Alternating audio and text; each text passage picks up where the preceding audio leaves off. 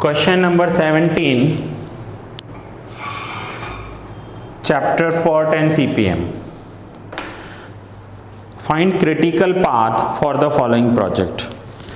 अब ये path find करने से पहले मैं आपको एक और एग्जांपल देता हूँ जिसके लिए मैं ये पर्ट चार्ट पर्सनली यूज़ करता था और कैसे काम में आता है। काफ़ी स्टूडेंट्स को पता होगा या कुछ को नहीं भी पता हो तो मैं बता दूं, मैं 10 इयर्स यूरोप में था और जब मैं यूरोप में था तो मुझे यहाँ से अहमदाबाद से यूरोप का जो सिटी था स्पेन का, वो था जहाँ पर मैं रहता था लैंज़ारोटे।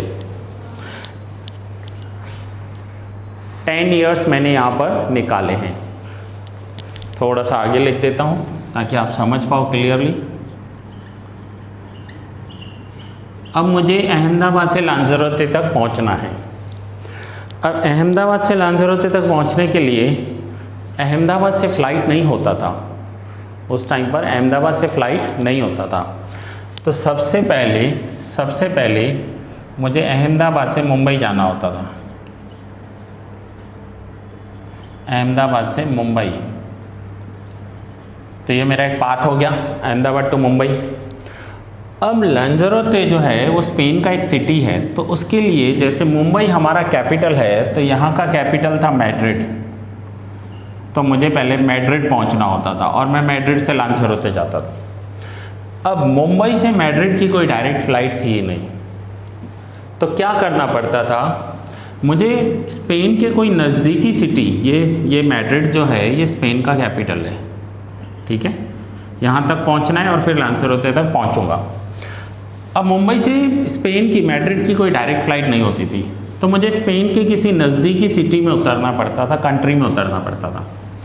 तो समझो मैं यहाँ से मुंबई से पहले पेरिस जाता था जो यूरोप कंट्री का है, फ्रांस की कैपिटल है, और पेरिस से स्पेन और स्पेन से लैंज़ारोटे। सो एक फ़्लाइट होती थी अहमदाबाद मुंबई, इसे लगभग 1.5 आवर्स लगते थे। फिर मुंबई पेरिस 9.5 घंटे लगते थे। फिर पेरिस मैड्रिड, इसमें 4 घंटे लगते थे, और मैड्रिड से लैंज़ारोटे 3 घंटे लगते थे। और इनके बीच में हॉल्ट्स भी आते थे। ऐसा नहीं है कि यहाँ से मुंबई गया और मुंबई में फ़्लाइट रेडी खड़ा है, 3, 4, 5 घंटे का गैप भी होता था। अब सपोज़ करो मैं ये रूट से नहीं जा रहा हूँ, मुझे पहुँचना तो फाइनल डेस्टिनेशन लैंज़ारोटे है। सो अहमदाबाद से मुंबई गया, अब मुझे स्पेन की किसी नज़दीकी सिटी में जाना होता था, तो पेरिस की जगह सपोज़ करो इस बार मैं जर्मनी चला गया, G for Germany. So Mumbai to Germany and Germany to Madrid. Germany country name है, जर्मनी के फ्रैंकफर्ट सिटी में मैं उतरता था। फिर तीसरा ऑप्शन था मेरे पास कि मैं आई फॉर इटली चला जाऊं।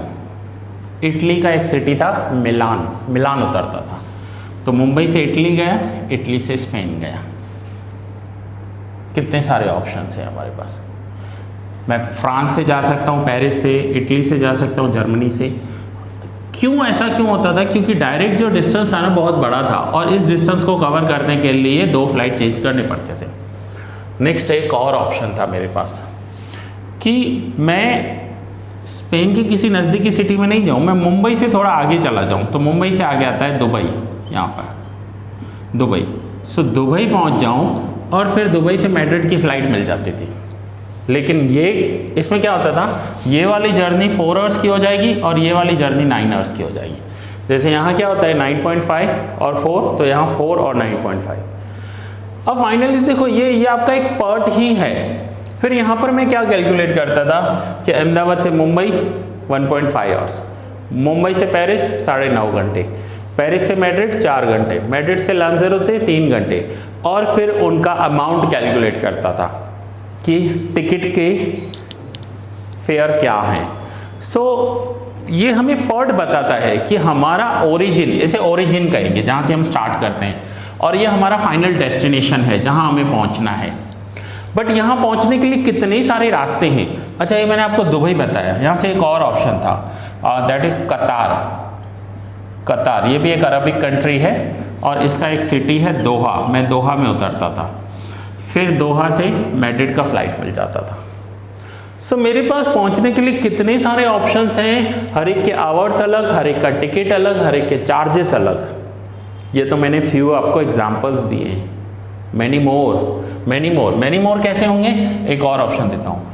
अहमदाबाद से दिल्ली गया, ठीक है, दिल्ली से स्विट्ज़रलैंड गया और स्विट्ज़रलैंड से स्पेन गया, ये ऑप्शन भी है। मुंबई नहीं जाना है, दिल्ली जाना है। सो इतने सारे ऑप्शंस में से कौन सा ऑप्शन चूज करना चाहिए, उसके लिए मुझे पार्ट बनाना पड़ेगा। आप अपने घर से कॉलेज जाते हो, आपके पास 2, 3, 4 रास्ते होंगे। सपोज करो उस एक रास्ते में आज ब्लॉक लग गया, ट्रैफिक जाम हो गया, एक्सीडेंट हो गया, या प्राइम मिनिस्टर का रोड शो है, तो आप क्या करोगे, आप रूट चेंज करके चले जाओगे, किसी और रास्ते से चले जाओगे। सो ऐसे बहुत सारे ऑप्शंस होते हैं जो हम पॉड से सीखते हैं। और ये जो मैंने आपको सारे एग्जांपल्स दिए ये ट्रू है, और मैंने पर्सनली सारे के सारे ऑप्शंस पर ट्रैवल किया हुआ है। 10 ईयर्स में वहाँ था, सो ट्रैवलिंग करनी पड़ती थी। नाउ आ जाते हैं क्वेश्चन 17 पर। अब क्वेश्चन 17 में देखो एक्टिविटी दी हुई है 1 to 2, 1 to 3 एंड 1 to 4। तो यहाँ से हम स्टार्ट करेंगे 1, ये 1 to 2 एक रास्ता, 1 to 3 दूसरा रास्ता एंड 1 to 4 तीसरा रास्ता। ये पॉइंट है, ये आप अपने घर से निकले, ये पहला ऑप्शन, ये दूसरा ऑप्शन, ये तीसरा ऑप्शन, ऐसे वर्कआउट कीजिए, ठीक है, कि आप अपने घर से एक सर्कल तक गए या दूसरे सर्कल तक गए या तीसरे सर्कल तक गए, फिर आगे की जर्नी स्टार्ट करेंगे। देन आगे दिया हुआ है 2 to 5, तो ये रहा 2 to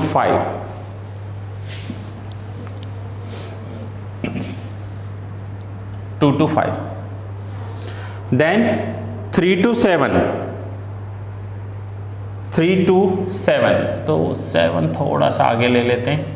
अच्छा, इसमें कंडीशन है एक एरो दूसरे को कट नहीं करेगा और आपको इसे राउंड नहीं करना है, सीधे एरो बनाना है। 3 to 7, 4 to 6, तो ये रहा 4 to 6। और ऐसा भी नहीं होगा कि 7 पीछे बनाओ 6 आगे निकल जाए। 4 to 6, देखो 6 यहाँ है, 7 उससे आगे, 5 उससे थोड़ा पीछे, सो 4 to 6। Now 5 to 7, 5 to 7, now 5 to 8, तो ये हमने 8 बना दिया, 5 to 8। नाउ 6 to 9, तो 9 थोड़ा सा आगे, 6 to 9, 9 यहाँ भी बन जाएगा, 6 to 9 यहाँ पर भी बना सकते हैं, यहाँ भी बना सकते हैं, कोई फर्क नहीं पड़ेगा, 6 to 9।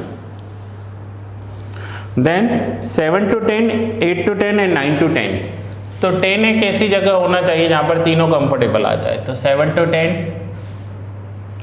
8 to 10 एंड 9 to 10, ये बन गया हमारा पॉट चार्ट, ठीक है।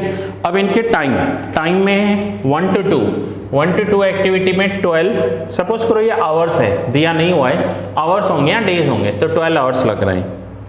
देन 1 to 3 में 9 आवर्स लग रहे हैं, 1 to 4 में 10 आवर्स लग रहे हैं, 2 to 5 में 9 आवर्स लग रहे हैं, 3 to 7 में 16 आवर्स लग रहे हैं, 4 to 6 में 8 आवर्स लग रहे हैं, 5 to 7 में 10 आवर्स लग गए, 5 to 8 में 7 आवर्स लगे, 6 to 9 में 6 आवर्स लग गए, 7 to 10 में 14 आवर्स लगे, 8 to 10 में 15 आवर्स लग गए एंड 9 to 10 में 16 आवर्स लग गए।